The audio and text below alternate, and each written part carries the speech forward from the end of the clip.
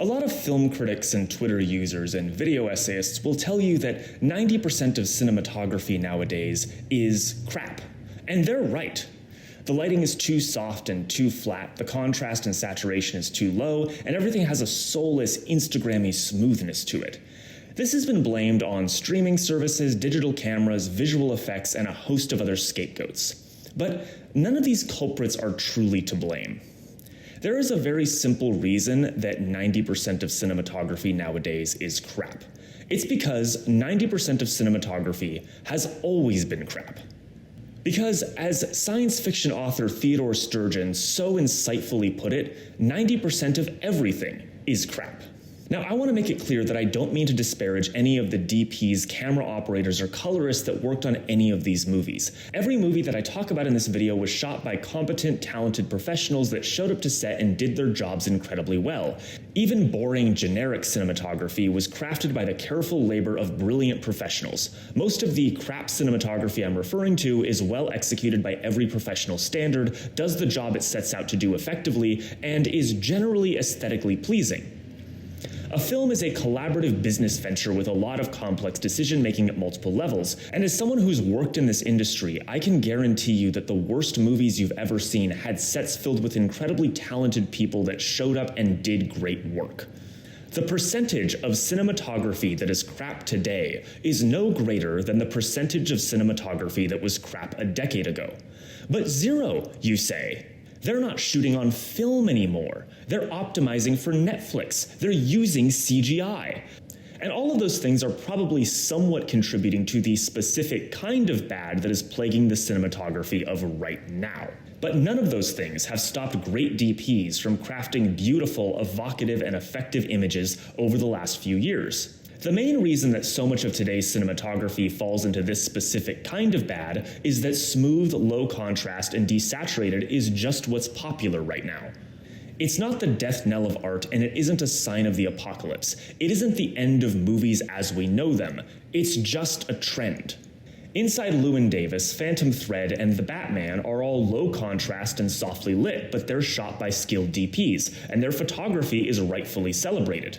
None of these traits make cinematography look boring. Boring cinematography makes cinematography look boring, and most cinematography is boring cinematography. Most movies are safe, uninspired attempts to make their budgets back. Most DPs have been asked by producers or directors to copy whatever is currently popular and don't have the budget or artistic freedom to go beyond what is safe and generic. Most of those directors and producers lack the auteur license to take the visual risks required to make something memorable. When I was a kid, the death knell of cinema was being sounded over movies being too high contrast. Gallons of digital ink was spilled over the fact that modern movies were all fast-cutting jitter-cam affairs with bleach bypass filters slapped on top of them. Cinematography was a lost art because of how orange and blue everything was. Of course, gorgeous movies were coming out at the time, but most movies looked kinda bad because most of everything is usually kind of bad. These movies were high contrast, high saturation, and mostly shot on film, all things that film Twitter is currently mourning the loss of. And yet their photography was, at the time, heavily criticized for being ugly, illegible, and generic. Because this is how trends work. The industry falls into a rut and someone has some cool new idea of how to shake things up. The Bourne Identity goes against the grain of clean dolly shots with natural colors and makes a movie with crushed blacks and an intense grade shot with shaky handheld cameras. Audiences enjoy the new direction, and a bunch of inferior productions rip the idea off until eventually the whole industry is crushed blacks and intense grades and shaky cam, and those aesthetic choices become hallmarks of lazy filmmaking. So the industry pivots again, and Hollywood gives us lower contrast, extended long takes, and smooth steadicam shots, and eventually everything starts to look like this, and those things become hallmarks of lazy filmmaking. Decisions that serve the story of an individual production become the hot new trend, until eventually they're slapped onto anything and everything, and everyone gets sick of them until the next hot new trend comes along. For the last few months, film Twitter has been pining for the days of Technicolor, back when studios weren't afraid to have saturated colors in their pictures. The hot new meme is, if you made a movie with this much color today, they'd take you to the back lot and shoot you. But most of the movies they pull stills from are gems that stood the test of time. 90% of Technicolor movies looked like crap. They were garish, poorly composed crowd pleasers whose charms quickly wore off. In Sylvia Plath's semi-autobiographical novel The Bell Jar, which is set in the early 1950s, the protagonist shares her opinion on the then-contemporary films that Twitter is so nostalgic for. I hate Technicolor. Everybody in a Technicolor movie seems to feel obliged to wear a lurid new costume in each new scene and to stand around like a clothes horse with a lot of very green trees or very yellow wheat or very blue ocean rolling away for miles and miles in every direction. There are some Technicolor movies that use the medium artfully, but for most of them, the color was a gimmick to get butts into seats, and its overuse was not a sign of artistic freedom, but of the studios mandating that the technology be shown off, to make sure that they got a return on investment for a very expensive new filming process. And now, studios are mandating that the high dynamic range of their sexy new 8K digital cameras be shown off to its full potential to the detriment of storytelling. What annoys me so much about this kind of complaint is I think it represents a desire to easily quantify quality. It's the same tendency that makes CinemaSins and power scaling popular. Obviously, trying to break down what makes a movie good or bad on a mechanical level is a lot of what I do with my time, but I think trying to create a bullet-pointed list of superficial traits that make photography good or bad is a fool's errand.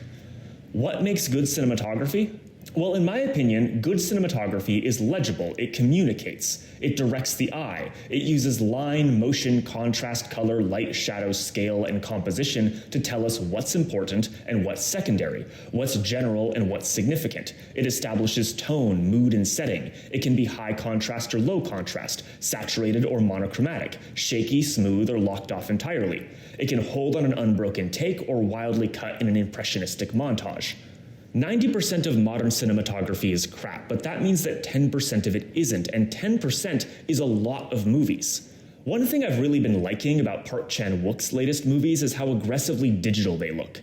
In an era when digital cinematography is facing popular backlash, and a lot of DPs and directors are either going back to film or trying to make their digital photography look like film, Park is embracing the high dynamic range, wide color space, and clean, highly detailed aesthetic of digital cameras. No Other Choice, shot by Kim Woo-hyung, and Decision to Leave, shot by Kim Lee-young, have some of the most effective and inventive cinematography of the last 2 decades, and they wear their mediums proudly on their sleeves. The images obtained could not have been shot on film. The CGI camera moves and transitions, while seamlessly executed, make no attempt to be plausible recreations of practical camera tricks. I've been a fan of Park's work for a while, but these last 2 movies are really in a category of their own. They're genre throwbacks to the noir pictures of the 1940s while also being unabashedly modern in their aesthetics. A lot of filmmakers have lamented that they don't know how to make smartphones look cinematic, whereas Park makes the ubiquitousness of digital technology an integral part of his visual language. Some filmmaking is subtle. These are movies that go, hey, check this shit out, before performing the cinematic equivalent of a backflip. This is digital cinematography. It could only be digital cinematography, and the fact that it is digital is what makes it good. I don't think the world needs another video essay where a Gen Xer tries to objectively quantify why cinematography looked its best when he was 14. For the record, my favorite era of cinematography was around 2012, with the moody high-key lighting pushed to the limit and dark desaturated color palettes full of rich browns and cool grays. 2012 just so happens to be the year that I turned 14. Thanks for making it to the end of this video. If you liked it, you can like it or leave a comment or even subscribe, and if you really liked it, you can subscribe to my Patreon. And if you hated it, you can leave a hate comment, and you can hate subscribe so you can hate watch my other videos, and you can also hate subscribe to my Patreon, so that way you can see these videos a week early and hate on them before everyone else gets a chance to like them, and really get in while the getting's good. Anyway, for just $1 over at my Patreon, you can see these videos a week early, as I said, and for $5, you can vote on new video topics and get shouted out at the end of the video, which I'm about to do right now. Can you load faster, you fucking... Special thanks to my Cool Kids Table patrons, Sliwa, Stuffed Chicken, Kimberly Page, and some rando Aussie. Your donations make it possible for me to keep making these videos, and if you want me to continue making these videos, you can go do the thing with the thing and stuff, and also share and do the other thing. Okay, bye!